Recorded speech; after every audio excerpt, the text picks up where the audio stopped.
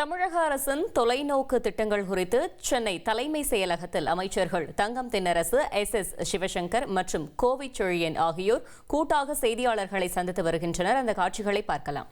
இந்திய அளவில் ஒரு முன்னணி மாநிலமாக அனைவரையும் உள்ளடக்கி எல்லோருக்கும் எல்லாம் என்ற தத்துவத்தின் அடிப்படையில் அந்த லட்சிய வரிகளுக்கு உயிரோட்டம் அளிக்கக்கூடிய வகையில் நம்முடைய மாண்புமிகு முதலமைச்சர்களுடைய ஆட்சி மிக சிறப்பாக நடைபெற்றுக் கொண்டிருப்பதை நீங்கள் அறிவீர்கள். முதலமைச்சருடைய தலைமையிலான இந்த திராவிட மாடல் அரசு கடந்த 7/5/2021 பொறுப்பேற்றுக் கொண்ட போது தமிழ்நாடு கொரோனா பெருந்தொற்றினுடைய பிடியிலே இருந்தது. அன்றைய சூழ்நிலையில் ஏறத்தாழ 17 லட்சம் மக்கள் அதனால் பாதிக்கப்பட்டிருந்தார்கள். கொரோனாவினுடைய அந்த தொற்றினுடைய முதல் அலை வரக்கூடிய காலகட்டத்தில் ஏறத்தாழ 8.59 லட்சம் பேர் அதனால் பாதிக்கப்பட்டதாக புள்ளி விவரங்கள் இருந்தது. ஆனால் ஆட்சி பொறுப்பை நாம் ஏற்ற அந்த காலத்தில் அது 2 மடங்காக ஏறத்தாழ 17 லட்சம் பேர் பாதிக்கக்கூடிய ஒரு கடுமையான சூழ்நிலை இருந்தது. அன்றைய தினம் சுவாசிப்பதற்கு கூட ஆக்சிஜன் உயிர் வழி இல்லாத நிலை ஏற்பட்டு மிகப்பெரிய கடுமையான சூழ்நிலை. சாதாரணமாக ஒரு நாளைக்கு 150 KLD ஆக்சிஜன் தேவை என்று சொன்னால் அன்றைய தினம் 650 KLD ஆக்சிஜன் தேவை என்கின்ற அளவிற்கு ஆக்சிஜன் தேவை உயர்ந்திருந்தது. அந்த சூழ்நிலையிலே கூட ஒரு வார் ரூம் அமைத்து எல்லோருக்கும் உயிர் வழியை, பிராணவாயுவை, ஆக்சிஜன் அளிக்கக்கூடிய அந்த பணியை செய்து கொரோனா பெருந்தொற்றை சமாளித்து போர்க்கால அடிப்படையில் திராவிட மாடல் அரசு அதை மீட்பதற்கான நடவடிக்கைகளை மேற்கொண்டிருக்கிறது. ஒரு பக்கம் கொரோனா பெருந்தொற்றினுடைய நெருக்கடிகள் இருந்தபோது இன்னொரு பக்கம் தமிழ்நாட்டினுடைய நிதி நெருக்கடியும் கடுமையான அளவிலே இருந்தது. நிதி பற்றாக்குறையை பொறுத்த மட்டிலே 4.91% வருவாய் பற்றாக்குறை என்பது 3.49 விழுக்காடாகவும் அன்றைக்கு இருந்தது. மாநிலத்தினுடைய உள்நாட்டு வருவாய் வளர்ச்சி 0.07 என்கின்ற பெர்சன்டேஜில் அந்த விழுக்காட்டிலே இந்த அரசு பொறுப்பேற்ற போது அமைந்திருந்தது. அதைத் தொடர்ந்து நீங்கள் பார்ப்பீர்கள் என்று சொன்னால் மாநிலத்திலே ஆட்சி பொறுப்பில் இருந்த இந்த காலகட்டத்தில் அடுத்தடுத்து இயற்கை சீற்றங்கள், புயல் போன்றவற்றினால் நம்முடைய மாநிலம் பாதிக்கக்கூடிய நிலையும் இன்னல்களும் ஏற்பட்டது. இந்த 4.5 ஆண்டு காலத்திலே ஓராண்டு முழுவதும் இயற்கை சீற்றங்களாலே பாதிக்கப்பட்டிருக்கக்கூடிய நடவடிக்கைகளுக்கு நாம் செலவழித்து பார்த்தால் 3.5 ஆண்டு காலத்தில் இந்த ஆட்சி அபரிமிதமான வளர்ச்சியை கொண்டு வந்திருக்கிறது என்பதை உங்களால் புரிந்து கொள்ள முடியும். இந்த 3.5 ஆண்டு காலத்திலே பார்த்தீங்கன்னா 2023 சென்னையை உலுக்கி போட்டிருக்கக்கூடிய மிக்ஜாம் புயல், தென் மாவட்டங்களில் குறிப்பாக தூத்துக்குடியை மையமாக வைத்து வந்த வெள்ளப்பெருக்கு, தொடர்ந்து 2024 விழுப்புரம், கடலூர் போன்றக்கூடிய மாவட்டங்களில் உருவாக்கக்கூடிய இயற்கை பேரிடர்கள், இவற்றையெல்லாம் இந்த அரசு மிக சிறப்பான முறையில் எதிர்கொண்டு அதே சமயத்தில் ஒன்றிய அரசினுடைய நிதி பங்களிப்பு இல்லாமலே கூட இவற்றில் இருந்து தமிழ்நாட்டை மீட்டெடுத்தது கழக அரசு என்பதை நீங்கள் மிக நன்றாக அறிவீர்கள். எனவே இந்த சூழ்நிலையில் இந்த 4.5 ஆண்டு காலத்தில் நாங்கள் ஆட்சி பொறுப்பிற்கு வந்தால் என்னென்ன செய்வோம் என்பதையெல்லாம் உருவாக்கி இருக்கக்கூடிய தேர்தல் அறிக்கையினை நாங்கள் துவக்கத்திலே கொடுத்திருந்தோம்.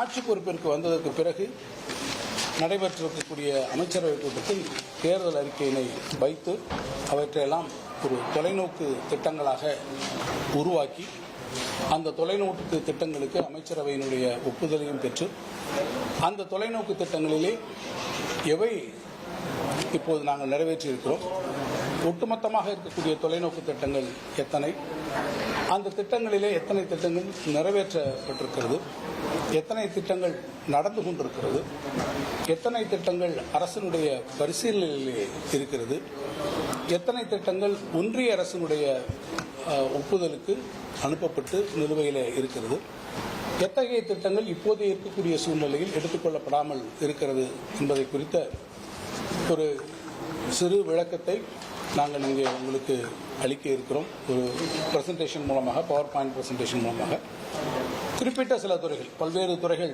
அரசினுடைய சார்பாக இருந்தாலும் முக்கியமான துறைகளில் இருக்கக்கூடிய மிக முக்கியமான திட்டங்கள் குறித்து உங்களிடத்தில் எடுத்துக் கூறுவதற்கு விரும்புகிறோம்.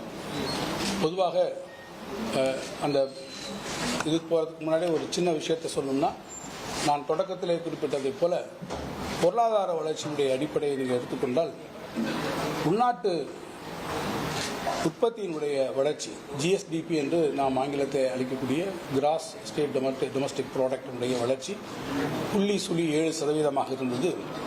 2024-25 ஆண்டில் இரட்டை இலக்க வளர்ச்சியை முதன்முறையாக நாம் பெற்று 11.19% நாம் வளர்ந்திருக்கிறோம். தொடக்கத்தில் 0.7 என்கின்ற விதத்தில் இருந்தது. இப்போது 11.19 என்கின்ற இலக்கத்தை நாம் தொட்டிருக்கிறோம் என்பதை நீங்கள் கவனத்தில் கொள்ள வேண்டும். இந்த வளர்ச்சி என்பது கடந்த 10 ஆண்டுகளிலே தமிழ்நாடு பெற்றிருக்கக்கூடிய உச்சபட்சமான வளர்ச்சி என்பதையும் நான் உங்களுக்கு நினைவூட்ட விரும்புகிறேன். அதேபோல நிதி பற்றாக்குறையும் வருவாய் பற்றாக்குறையை எடுத்துக்கொண்டு சொன்னால் 2020-21 ஆட்சி பொறுப்பிற்கு வருகிற போது 3.49% இருந்த வருவாய் பற்றாக்குறை ரெவென்யூ டெபிசிட் இப்போது 1.17 என்கிற சதவீதமாக அது குறைக்கப்பட்டிருக்கிறது. அதேபோல நிதி பற்றாக்குறை பிஸ்கல் டெபிசிட் ஆட்சி பொறுப்பேற்ற 2021 4.91% இருந்த அந்த நிதி பற்றாக்குறை இப்போது 3% குறைக்கப்பட்டிருக்கிறது. இது பல்வேறு இயற்கை இடர்பாடுகள், ஒன்றிய அரசிலிருந்து தேவையான போதிய நிதி வராத சூழ்நிலை, இவற்றுக்கு இடையிலே தமிழ்நாடு அரசு கொண்டிருக்கக்கூடிய மிகச் சிறப்பான நிதி மேலாண்மையினுடைய காரணமாக மாண்புமிகு முதலமைச்சர் அவர்கள் எடுத்திருக்கக்கூடிய நடவடிக்கைகள், அவருடைய வழிகாட்டுதலின் பேரிலே பல்வேறு துறைகள் மேற்கொண்டிருக்கக்கூடிய பணிகள், முதலமைச்சர் மேற்கொண்டிருக்கக்கூடிய தொழில் முதலீடுகள், இவற்றின் வாயிலாக இந்த பொருளாதார வளர்ச்சியும் அதேபோல நான் குறிப்பிட்டிருக்கக்கூடிய குறியீடுகளிலே நாம் பாராட்டத்தக்க முன்னேற்றங்களையும் நாம் பெற்றிருக்கிறோம். ஒவ்வொரு விஷயமாக நான் சொல்லிக்கொண்டே போகலாம். குறிப்பிட்டு சொல்ல வேண்டும் என்று சொன்னால், தொழில் வளர்ச்சியிலே 2021 46,889 தொழிற்சாலைகளாக இருந்தது. 24-25 கடந்த ஆண்டு 52,614 தொழிற்சாலைகளாக உயர்ந்திருக்கிறது. மிக குறிப்பாக சொல்ல வேண்டும் என்றால், இன்றைக்கு நம்முடைய மாண்புமிகு முதலமைச்சர் அவர்கள் கூட ஐரோப்பிய நாடுகளிலே தொழில் முதலீடுகளை ஈர்ப்பதற்காக சுற்றுப்பயணங்களை மேற்கொண்டிருக்கிறார். உலக அளவிலே நாம் புரிந்திருக்கக்கூடிய இந்த தொழில் முதலீட்டு ஒப்பந்தங்களின் வாயிலாக இதுவரை ஏறத்தாழ 897 புரிந்துணர்வு ஒப்பந்தங்கள் மேற்கொள்ளப்பட்டு இதுவரை 10.28 லட்சம் கோடி ரூபாய்க்கு முதலீடுகளை நாம் ஈர்த்திருக்கிறோம்.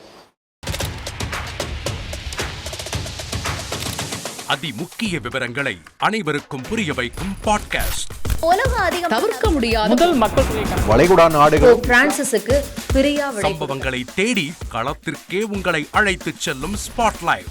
அங்க இருக்கக்கூடிய கள விவரங்கள் என்ன? அமலாக்கத்துறை கடந்த 5 வருஷமாவே சார் எனக்கு ரொம்ப பிடிக்கும் அவர் வர்றதுக்காக.